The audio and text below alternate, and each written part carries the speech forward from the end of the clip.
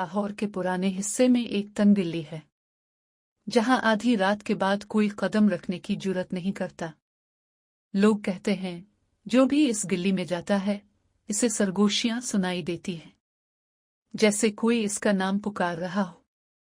असलान, एक जरी और तजस्सुस रखने वाला लड़का, सच जानने के लिए वहां जाने का फैसला करता है। असलान ने खुद से कहा, चलो आज देख ही लेते हैं इस गिल्ली में ऐसा क्या है। जैसे ही वो गिल्ली में दाखिल होता है, हुआ ठंडी हो जाती है और उसके पीछे कदमों की आवाज आती है, लेकिन पलटने पर कोई नहीं होता। फिर अचानक एक साया दीवार से अलग होकर उसके सामने आ खड़ा होता है। ये गिल्ली सदियों पुरानी लानत छुपाए हुए है और शायद असलान वापस न जा सके। क्या आप असलान को बचाने इस गिल्ली में जाओगे?